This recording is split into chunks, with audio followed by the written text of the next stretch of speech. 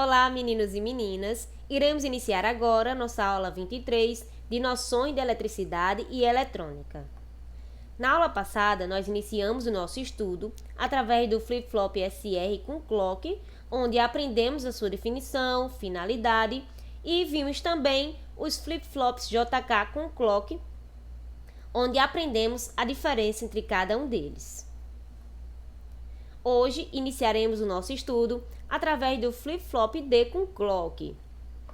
E aqui na figura nós temos o símbolo deste tipo de flip-flop e temos também a sua tabela verdade, certo? Com as entradas D, CLK e a saída Q. No caso aqui do símbolo nós temos a saída Q e Q barrado, o CLK, certo? Que é disparado por borda de subida de clock e a entrada D, certo?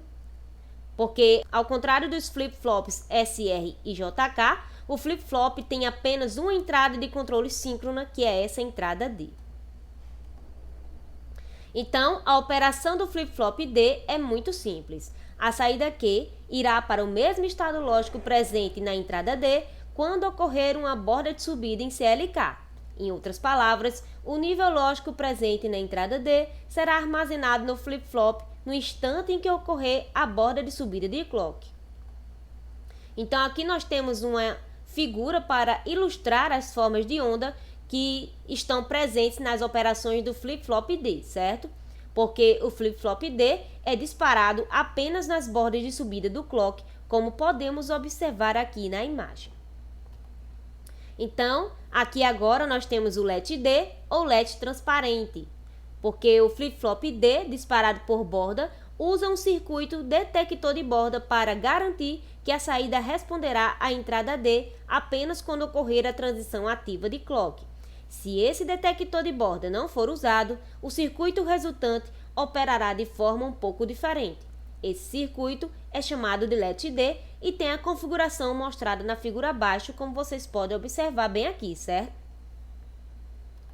Então, o circuito contém uma LED NAND e um direcionador de pulsos formado pelas portas NAND 1 e NAND 2, porém não tem circuito detector de borda, certo? Como vocês podem observar aqui, certo? Nós temos a NAND 1, NAND 2 e a entrada de habilitação, que é abreviada por EN, certo? Que é uma entrada comum das portas que implementam o circuito direcionador. Então, aqui nós temos a operação do LED D, certo? Que é descrita a seguir. E nós temos a tabela verdade, certo? Com as entradas EN e D e a saída aqui. No caso, o X aqui representa o irrelevante, né? Indica irrelevante. E o Q0 é o estado imediatamente anterior a EN para o nível baixo. Então, quando o EN for nível alto, a entrada D produzirá um nível baixo em uma das entradas SET ou reset do LED NAND, fazendo com que a saída Q tenha o mesmo nível lógico que a entrada D. Se a entrada D mudar de nível enquanto o EN estiver em nível alto, a saída Q seguirá estas mudanças. Em outras palavras, quando o EN for igual a 1, a saída Q será igual à entrada D.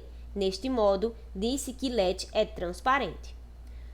Então, quando o EN for nível baixo, a entrada D estará desabilitada a alterar o LED NAND, visto que a saída das duas portas direcionadas serão mantidas em nível alto. Assim, as saídas Q e Q barrado permanecerão no mesmo nível lógico em que estavam antes que a entrada EN fosse para o nível baixo. Em outras palavras, as saídas têm os níveis lógicos físicos, não podendo mudar de valor enquanto o EN estiver em nível baixo, mesmo que o nível lógico da entrada D mude. Então, aqui nós temos o símbolo lógico para o LED D, certo? Onde nós temos a saída Q, Q barrado, entrada D. E podemos observar que, apesar da entrada EN operar como se fosse a entrada de clock para um flip-flop disparado por borda, não existe o pequeno triângulo na entrada EN. Isso porque o símbolo do pequeno triângulo é usado estritamente para indicar entradas que provocam alterações na saída apenas quando uma transição ocorre. Então, o LED D não é disparado por borda. Entradas assíncronas. para os flip-flops estudados até agora, as entradas S, R, J, K e D têm sido denominadas entradas de controle, denominadas também de entradas síncronas, porque os efeitos na saída do flip-flop é sincronizado com a entrada de clock, né, que é representado pelo CLK. Então, as entradas de controle síncronas têm de ser usadas em conjunto com o sinal de clock para disparar o flip-flop. E a maioria dos flip-flops com clock também tem uma ou mais entradas assíncronas que operam independentemente das entradas síncronas e da entrada de clock. As entradas assíncronas podem ser usadas para colocar o flip-flop no estado de 1 ou 0 em qualquer instante, independentemente das condições das outras entradas. Mas o que seria realmente uma entrada assíncrona? São entradas de sobreposição, podendo ser usadas para sobrepor todas as outras entradas, de modo a colocar o flip-flop em um determinado estado. Então, aqui nós temos as entradas assíncronas, certo? Do flip-flop JK, que no caso seria o preset e o clear, como está representado aqui na imagem, certo? Então, essas entradas são ativadas em nível baixo. A tabela verdade que nós temos aqui resume o efeito dessas entradas na saída do flip-flop. Então, nós temos a entrada J, K, CLK, preset e clear e a saída aqui, certo? No primeiro caso, nós temos que preset é 1 e clear também é 1. Então, as entradas assíncronas estão desativadas e o flip-flop está livre para responder às entradas JK e CLK. Em outras palavras, a operação síncrona pode ser realizada. No segundo caso, nós temos que o preset é 0 e o clear é 1. A entrada preset está ativa e a saída Q é imediatamente colocada em nível 1, quaisquer que sejam os níveis presentes nas entradas JK e CLK. A entrada CLK não pode afetar o flip-flop enquanto o preset for 0.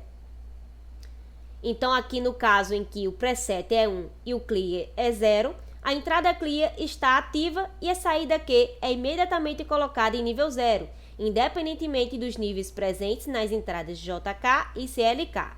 A entrada CLK não pode afetar o flip-flop enquanto o clear for 0.